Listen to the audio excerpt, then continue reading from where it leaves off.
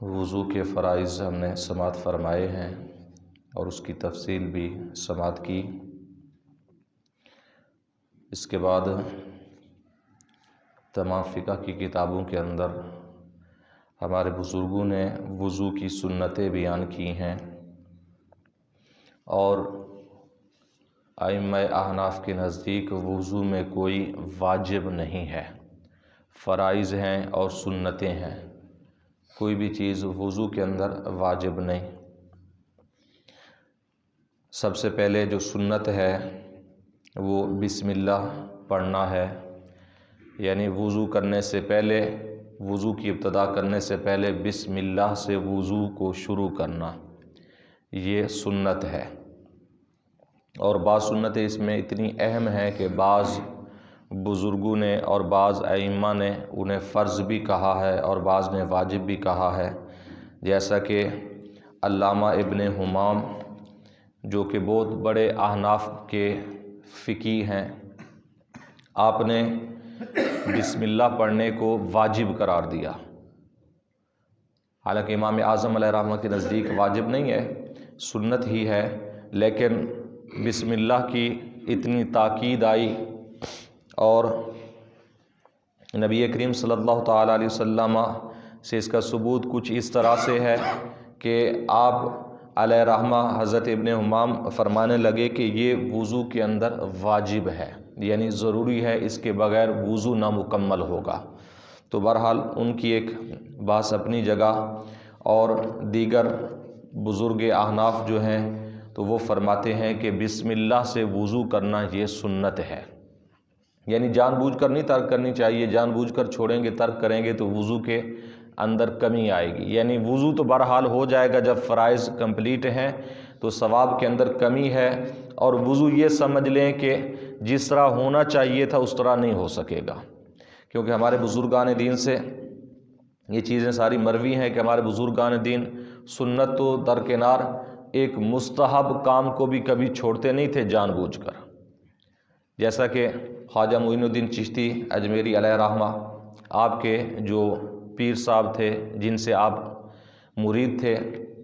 ان کے بارے میں آتا ہے کہ 40 سال تک آپ نے اس حالت میں وضو کیا کہ ایک وضو کے اندر مستحب رہ جاتا تھا، یعنی انہیں پتہ نہیں تھا کہ یہ مستحب ہے وضو کے اندر۔ 40 سال کے بعد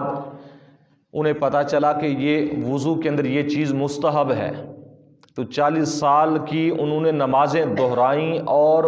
مستحب پر عمل کر کے وضو کیا۔ حالانکہ مستحب پر عمل اگر کوئی نہ کرے تو کوئی حرج والی بات نہیں، ہاں سنت چھوڑے تو مکروہ ہے وضو، یہ کراہت ہے اس کے اندر، لیکن مستحب اگر کوئی چھوڑ دیتا ہے تو کسی قسم کی وضو میں بھی، نماز میں بھی کسی قسم کی کمی نہیں آتی۔ لیکن ہمارے بزرگان دین کا تقویٰ دیکھیں، ان کی پرہیزگاری کو دیکھیں کہ ایک مستحب رہ جاتا تھا، وہ بھی غلطی سے، جب پتہ چلا تو ساری وہ نمازیں دہرائیں، یعنی ہمارے بزرگان دین اتنا اہتمام کیا کرتے تھے۔ تو جان بوجھ کر سنت نہیں چھوڑنی چاہیے، ہاں اگر کبھی جلدی میں بسا اوقات یا بھول کر رہ جائے تو بہرحال اس میں وضو ہو جاتا ہے۔ تو حضرت انس بن مالک رضی اللہ تعالیٰ عنہ فرماتے ہیں کہ ہم حضور نبی کریم صلی اللہ علیہ وسلم کے ساتھ تھے ایک مرتبہ، کہ حضور نبی کریم صلی اللہ تعالیٰ علیہ وسلم کے پاس وضو کے لیے، اور حضور کے ساتھ جو صحابہ تھے ان کے پاس پانی نہیں تھا، تو نبی کریم صلی اللہ علیہ وسلم نے فرمایا حل ما احد منکم ما، نبی کریم صلی اللہ علیہ وسلم نے فرمایا کیا تم میں سے کسی کے پاس تھوڑا سا بھی پانی ہے؟ یعنی وضو کے لیے تو پانی کسی کے پاس نہیں تھا، اور جس جگہ پر موجود تھے وہاں پر بھی اتنا پانی نہیں تھا کہ سارے حضور کے صحابہ وضو کر سکیں، لیکن نبی کریم صلی اللہ علیہ وسلم نے سوال کیا کہ ما احد منکم ما، کیا تم میں سے پانی ہے کسی کے پاس؟ تو تھوڑا سا پانی ملا پینے کے لیے رکھا ہوا تھا، ایک پیالے کے اندر، ایک برتن کے اندر آپ کو وہ پانی پیش کیا گیا۔ فوضع یدہ فی الاناء، نبی کریم صلی اللہ علیہ وسلم نے اس برتن کے اندر اپنے مبارک ہاتھ کو رکھا، وقال، اور فرمایا توضؤوا بسم اللہ، کہ وضو شروع کرو بسم اللہ پڑھ کر۔ آپ علیہ الصلوۃ والسلام نے فرمایا بسم اللہ پڑھو اور وضو شروع کرو۔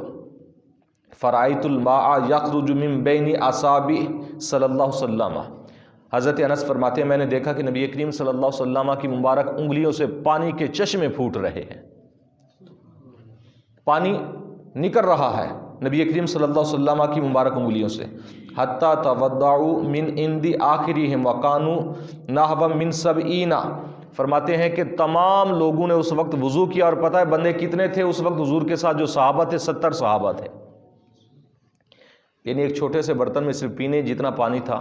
70 صحابہ نے وضو کیا. نبی کریم صلی اللہ علیہ وسلم کا بہت عظیم معجزہ کہ آپ نے اپنا دست مبارک اس پانی میں رکھا اور فرمایا وضو کرو، تو سب صحابہ نے وضو کر لیا.